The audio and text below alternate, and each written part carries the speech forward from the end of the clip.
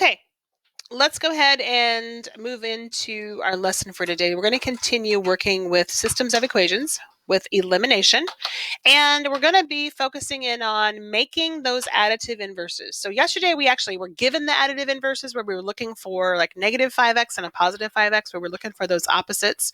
Today we're not going to be given those. We're going to be given things that are the same. So we're going to be given like 5x and 5x, and we're going to have to make one of them negative. And we started looking at that yesterday with multiplication of a -1 to create that additive inverse. So that's what we're going to be working on today as we eliminate. We use elimination to solve systems. And if you remember, the solution to a system is an ordered pair. Okay, so we're looking for an x and a y. So let's go ahead and start with this first problem and kind of remember our steps. So the first thing that we did was look for our opposites in case we had a pair. Well, I know there's a 1 here, and I know there's a 1 here, and I know there's a -1 there. I see that I have a 1 and a 3. Those are not opposites, but I see I have a +1 and a -1. Those are my opposites. So I'm going to go ahead and box them, cross them out, draw a line, and make a plus sign. And let's add down. 1 plus 3, that's a 4x. 7 plus 1 is 8. Dividing by 4, I get x equals 2. So I have the first part to my solution. I know that I'm looking for an x and a y. And so since that's an x, it's going to go in the first spot. Now remember, when you are solving for the second variable, you can actually pick either one of the equations. Okay, either one of the equations. But it's always good to pick the one that has the least negatives. So I'm going to go ahead and pick the first one, x plus y equals 7. And since this is a 2 and it's an x, I know it's going to go in for the x. So I'm going to throw my parenthesis in there, and then I'm going to solve. I see that there's no multiplication there, so I can just rewrite that. I need to move the 2, which I know is subtraction. 7 minus 2 is 5. So there's my answer. I have an x of 2 and a y of 5.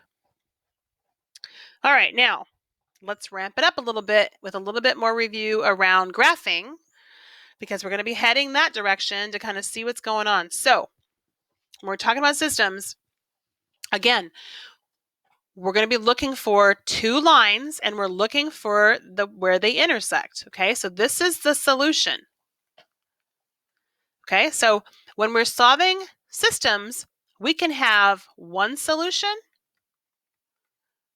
we can have no solution, or we can have infinitely many solutions. Okay, infinitely many. So one solution is pretty easy. This is the most common. That's where the two lines are going to cross. Okay, and that point can be called the intersection, or it can be called the equilibrium, because that is where both lines are equal. Okay, that is where both lines are equal. So it's called the point of intersection, or it's called the point of equilibrium. Okay, now, what about this one? If, when we're solving a system, we're looking for where the lines touch, do these lines touch? No, these lines, many of you should remember this word, parallel. These lines are parallel. They never intersect. Okay, they never intersect. So if they never touch, how can I have a solution? How do I get an x and a y when they don't touch? I don't. Lines that never intersect have no solution, okay? Because they don't touch. They never intersect. There is no point of equilibrium, okay? There is no place where they're touching. They do not touch. So that has no answer, no solution. Okay, now type 3, that one is going to be a little bit more interesting. It must be that other special one. So let's go ahead and think back to how we graph lines. So I know that I start at B. So -4 tells me I'm going to be down 1, 2, 3, 4. That's my B. Now my slope, that's 2 over 1. So that's positive. So from my -4, I'm going to go up 2, right 1, up 2, right 1, up 2, right 1. And I have my line heading right there. Okay, my line is heading right there. Now let's go ahead and solve the other one for y because it's not ready to graph yet. Okay, it's not ready to graph yet. So think back to how we solve for y. If we're solving for y, that means I have to move the x first. So how do I move a negative 6x? What is the opposite? It is a positive 6x. The first thing I'm going to do is add that positive 6x, cross it out on this side, 3y equals. Now, these are not like terms, so I'm going to drop the 6x and the negative 12. They just drop down. Okay, now the last step is I'm going to divide 3 times. 1, 2, 3. 3, 3, 3. This one's gone. And then I have to simplify. 6 divided by 3, that's 2. Negative 12 divided by 3, that's a negative 4. Well, if I graph it, here's negative 4. I'm going up to right 1, up to right 1. I have exactly the same line. Notice how these are exactly the same. So I just drew one line on top of the other. So let's think about that for a second. If the solution to a system is where the two lines touch, don't these lines touch here, here, here, here, here, here, here? Don't they touch everywhere? So how can I only have one answer? I don't. I have many answers. Okay? I have many answers. This is the one that is the infinitely many solutions. Or sometimes we see IMS. Okay? IMS. These are exactly the same line. One line is on top of the other. They're going to intersect everywhere. Okay? They're going to intersect everywhere. Okay, let's keep going. Let's think back to yesterday when we were looking at additive inverses. Okay, we know to have additive inverses, I have to have something like a positive 3x and a negative 3x. Okay, so today what we're going to see is we're going to be looking for things that are the same because I'm not going to have additive inverses. Okay, but I can find things that are the same. So if I have a 1 and a negative 2, those are not the same. But if I look at my y's, I see that they're both positive 1. Okay, they're both positive 1. So how do I make one of these numbers, one of these positive ones, negative? That's where the multiplication is going to come in. So I can pick either line. I'm going to go ahead and pick the top one. I'm going to multiply by negative 1. Multiply, that's a negative 1x. Multiply, that is a negative 1y.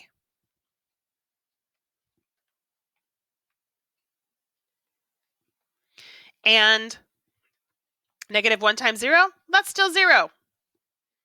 That's still 0. And now I can see there's my additive inverses, positive 1y, negative 1y. So those are gone. Negative 2 plus negative 1, that's a negative 3x, and 12 plus 0 is 12. Let's finish that up. Divide by negative 3. So x is going to equal 4. Okay, x is going to equal 4. All right, so let's substitute back in. And I'm going to go ahead and use the top equation because it has a 0, which makes my life pretty easy. I'm going to drop my 4 in for the x. To solve this, I subtract 4. So y equals negative 4, and I'm done. I have my ordered pair of 4, negative 4. Now, one of the things that we need to know is how do we check our work? Like, how do I check it to see if I'm right? Okay, how do I check to see if I'm right? Well, this comes down to substitution into both equations. Okay, both equations, because I actually have to check that it works for both of them. So I'm going to take my first equation, x plus y equals 0. I'm going to substitute in both numbers, a 4 and a negative 4. So 4 plus negative 4, well, that's 0. 0 equals 0. If this is true, I know I'm right, if the numbers are exactly the same. Now we got to check the other one.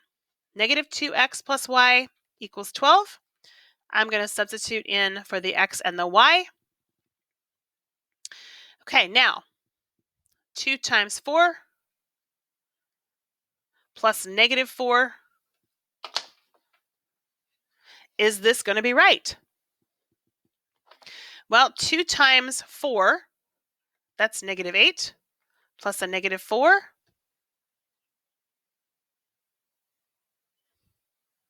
That's a negative 12. on this side, but it's supposed to be a positive 12 on this side. So that's not right. That's wrong. So where's my mistake? Someplace up here I have a mistake. And normally when we make mistakes with negatives. So let's go back and check our negatives. So I know this part was right. Let's check right in here. Negative 3 divided by negative 3, that's 1. 12 divided by negative 3, oh, wait a minute. That's supposed to be negative. That's supposed to be negative. So that's going to change my problem. So we need to go back here and do a little corrections. And this is good because this is what happens when we make mistakes. And making mistakes is part of learning math. So instead of putting in a positive 4 there, I am going to put in a negative 4. So now I'm going to add 4. Y is 4. Okay, y is 4. Now, this is going to change a little bit. This one's negative, this one's positive, but it's still 0 and it's true. Let's check and see if this one works, though.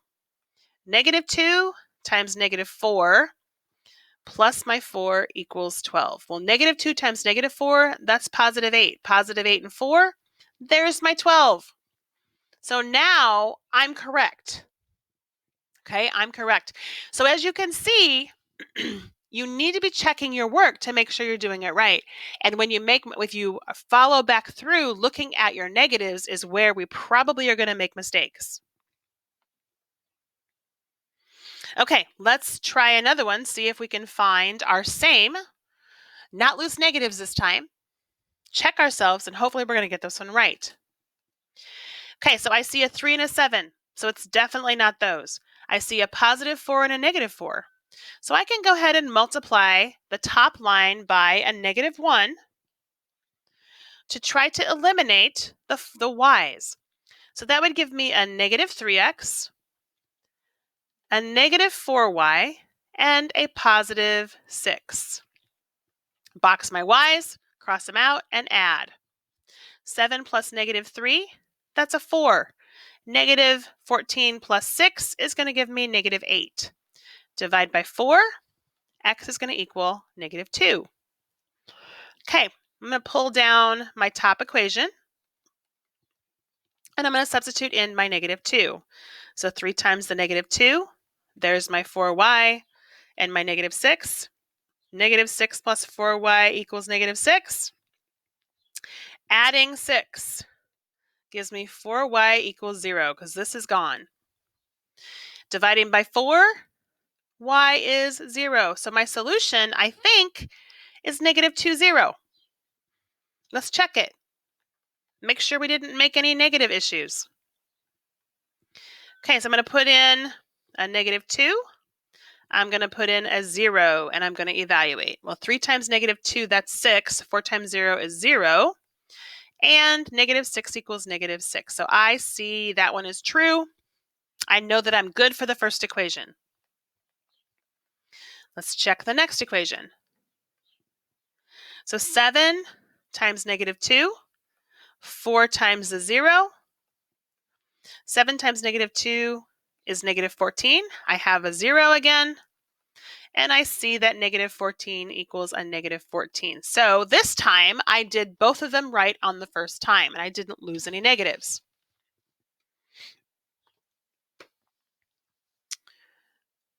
Okay, let's do one more. I think that's it for today. Yep, one more. So hit pause. I want you to try to solve this one, and I will catch up with you.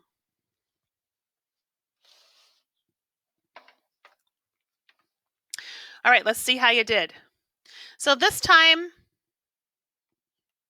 I see that my x's are the same. So I'm going to take that top line again. I'm going to multiply by negative 1. So that's a positive 6x, a negative 5y, and a negative 25. Again, box the x's, cross out, and I'm adding negative 12 plus negative 5 brings me to negative 17. And 42 minus 25, that's a positive 17. Divided by negative 17, y is negative 1. So this time I have my y value. So it's going to go in the second spot. Okay, let's substitute in to my original equation. Again, I'm dropping into the y, negative 6x minus 5. And I need to move the negative 5, so plus 5. Negative 6x equals 30. Dividing by a negative 6, x is going to equal a negative 5. All right, let's check it. Negative 6 plus 5, and I need to get 25. So I'm going to substitute in. Here's my negative 5. Here's my negative 1. So that's a 30 positive. This is a negative 5. That gives me 25. So 25 equals 25. I know that I'm good on the first equation. Negative 6x, 12y, 42. So minus 12. I'm going to drop in a negative 5 and a negative 1. So 6 times 5 again, that's 30. Negative 12 times negative 1, that's 12. 30 and 12 is 42. 42 equals 42. I know I'm right. 42 is equal to 42. Okay, so let's see what you can do with this today. Again, you're looking for the things that are the same. Multiply the top line by a negative 1, rewrite, and solve. Find your x and your y. And tomorrow we'll keep practicing and take it up a little bit.